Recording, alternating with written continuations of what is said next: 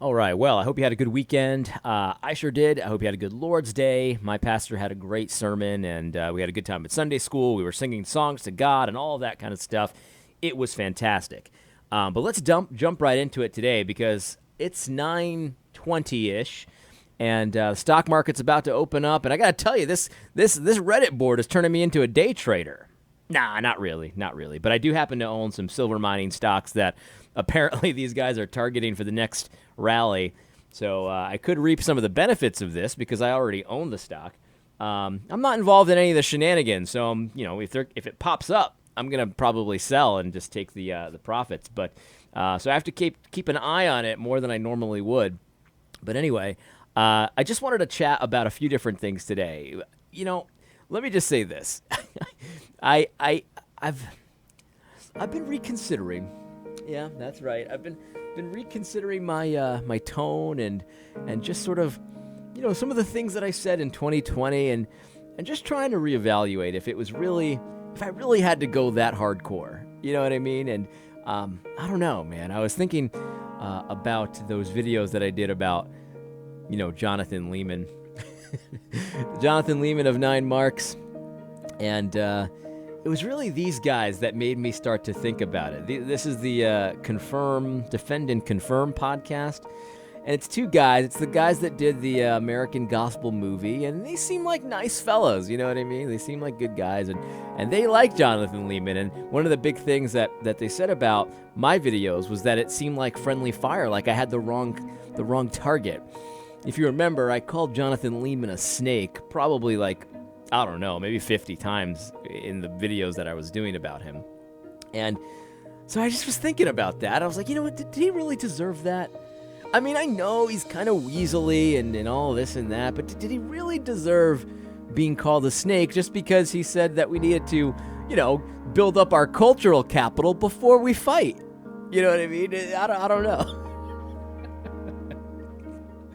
I don't know. But anyway, I went back and I watched some of the content about voting Democrat and how it's a sin, and it's one of the most obvious sins of all time. I mean, let's just face it. Of course they have the abortion thing, just baby killing. I mean, it's no big deal. They kill babies. They want you to kill babies. They want you to pay for killing babies, stuff like that. Just a small little thing. But then, of course, there's no redeeming quality to any of their positions. It's like every single one of the things that they support, everything is like worse than the last thing. It's like there's no redeeming quality whatsoever. And so it's a very easy case to make. Of course, voting Democrat is a sin.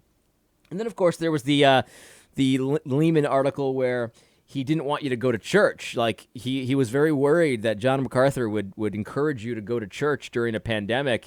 And he was like, stop, don't, wait, think about this. And he wanted you to consider the fact that you might die if you go to church, or if you sing, you might die. And so maybe it's not worth it to go to church. And I called him a snake. I called him a wolf. I called him a variety of different things. And, just reconsidering. And then I saw this meme from the Jolly Brawler, and it was a Doug Wilson quote. And let me just read this quote because I think once I read this, I was like, nah, I was right about Jonathan Lehman. I was definitely right. By the way, Doug Wilson apparently is on Gab now. So there you go. Come join Gab. You don't need Twitter for anything. Let's just face it. Twitter is essentially worthless. Facebook, you don't need it. Just join Gab, man. Gab is where it's at. I for one, can tell you that I've been a lot more jolly since I've been on Gab. At least I think so. Anyway, so here's the quote. I think that this is a very, very well said quote from Doug Wilson, like many things that he says, and it really gives you it helps you really see what, kind of where we've been, but you don't want to just look back at where we've been. You got to plan for the future. And so I have some words after I read this quote to you, but here's what Doug Wilson says. He says, "In these times, let us remember the stages that our evangelical leaders have brought us through. Stage 1, there will not be any need to fight. Stage 2, there may come a time when it's necessary to fight. Stage 3, it's too early to fight. And stage 4, it's too late to fight. This is a post-Christian era." And I have to say, this is well said. And the reality is that there are people, there are evangelical leaders that we've followed. We've read their books, we've gone to their conferences, we've gotten a lot of value from some of the basic things that they've said. But they've shown themselves in 2020 and, around this time period, and give or take a year kind of thing, they've shown themselves to be unworthy of being followed. They've shown themselves to be cowardly. They've shown themselves to be essentially agents for the zeitgeist, the spirit of the age, the spirit of the world. And this has happened in a variety of different ways. The whole social justice woke church thing, where every white person's racist and every black person's a saint kind of thing. Like that's one way that they've done this. And anyone who's gone along with the social justice narrative is a coward, is a spirit of the age kind of guy. Every one of them. I'm not giving any exceptions at this point. If you were the guy that saw CNN and said that white cop was racist, and you repeated what CNN said, even without having any evidence that person was racist, then you have to reevaluate your sanity at this point. I mean, you're just basically parroting anything CNN. If you do that, if you parrot anything CNN says without even really critically thinking about it, I'm sorry, but you're not a prophet for the right God. You've got a God, but it's not the Lord of glory. So there's that. And then there's the coronavirus pandemic thing. And again, I give a lot of leeway for the first few weeks of the pandemic. But if you're one of these guys that's still, let's not sing during church, even though God commands to sing, let's not do communion because the state says we can't do communion, it's too risky.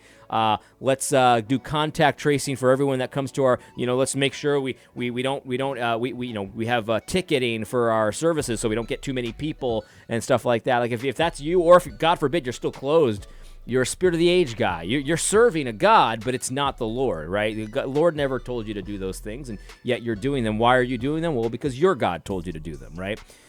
And if you're one of these guys, it's like, well, we can't really fight the state right now because it's a coronavirus pandemic. I mean, we don't have the cultural capital.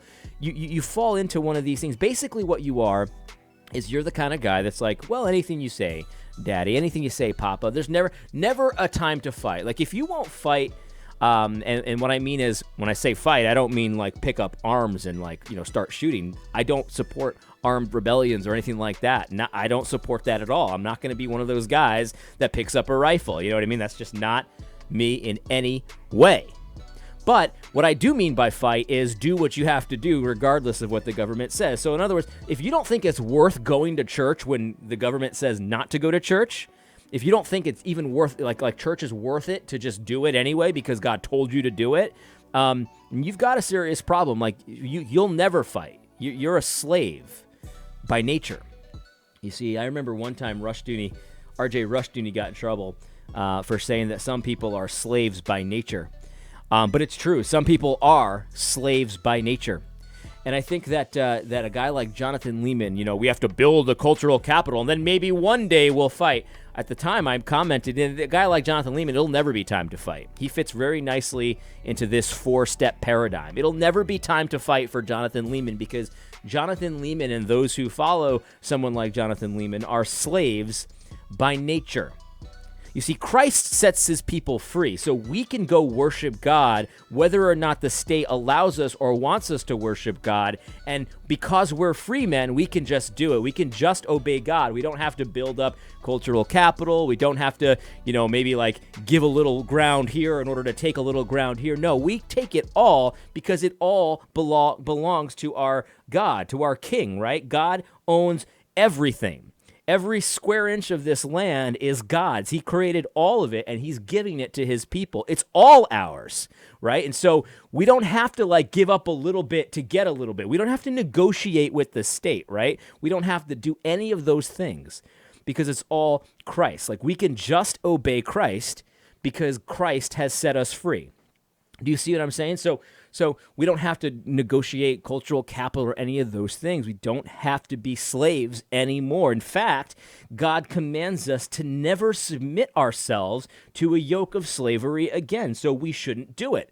We shouldn't submit ourselves to a yoke of slavery. If there's anything in your life right now that you think is preventing you from following God, you need to just get rid of it. You need to refuse consent to it. That's how you live like a free man. And so what we need to do, I don't think I was hard enough on Jonathan Lehman at the time. Look at this guy. He's just a fresh-faced young man. He's a nice guy, right? But people that thought I was really hardcore back then, I don't even think I was that. I think I was pretty squish. And the reality is I should have been harder on Jonathan Lehman, because to try to stop people from going to church, like people were getting too encouraged by John MacArthur to go to church during a pandemic. Like that was a big problem for him. So he got out of bed and wrote an article within a couple minutes. Like that's pretty ridiculous. Like that guy is so committed to being a slave. Like he'll do anything to continue to be a slave and to have people encourage him and promote him for trying to get you to become a slave. Like Jonathan Lehman wrote that article about John MacArthur. Jonathan Lehman writes those cultural capital articles. Jonathan Lehman writes about how it's okay to vote for baby butchers and stuff like that, because like he wants to be affirmed. Like it's okay that you're a slave by nature, John. Like he wants people to share it and retweet it. And so he feels good about being a slave, right? But the thing is, like any free man, any person that Christ has actually set free, can't feel good about being a slave and submitting themselves to a yoke of slavery again. And so if you write your articles for Time Magazine or Washington Post and you get retweeted by all the right people, but you're essentially promoting despair and slavery, that the problem is like you are serving your God, but the problem is your God is not Christ, because Christ sets his people free.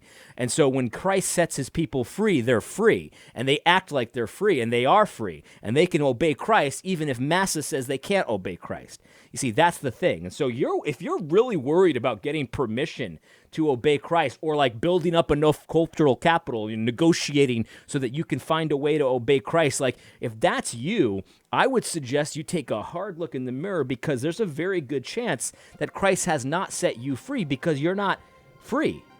See, like if you think you need to go to Joe Biden to get permission to sing at church or to have communion or something like that, like you're not free.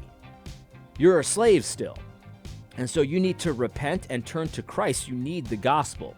It's okay to just obey Christ, because here's the thing. When Christ sets you free, you're free. You don't have to submit yourself to a yoke of slavery. Now, does that mean that you don't owe people money, like you can't be a bondservant or something like that? No, that's not what it means. But what it means is if your bond servitude is now encroaching on your ability to obey Christ, that's a problem, and you can't be a slave in that way. Absolutely not. Anyway, so I don't think I was hard enough on Jonathan Lehman. I've been thinking about this. I've watched some of my old content, and yeah, I had some harsh language. But if you read the Bible, like the language that I was using wasn't that harsh. It wasn't harsh enough, in my opinion. I think that a guy like Jonathan Lehman, when he puts out an article that says you should build up cultural capital, like he should be like so roundly rebuked that he could never show his face in an evangelical situation again. Like, and you'd have to be insane to follow Jonathan Lehman into battle. You'd have to be actually insane to do it. And so if that's you and you're following Jonathan Lehman into battle, I'd take a hard look in the mirror and ask yourself, are you a free man or are you a slave? Because here's the thing, Christ can change your nature and make you a free man if you're a slave by nature. Because the thing is, before we all repent, we're all slaves by nature. We're slaves to sin.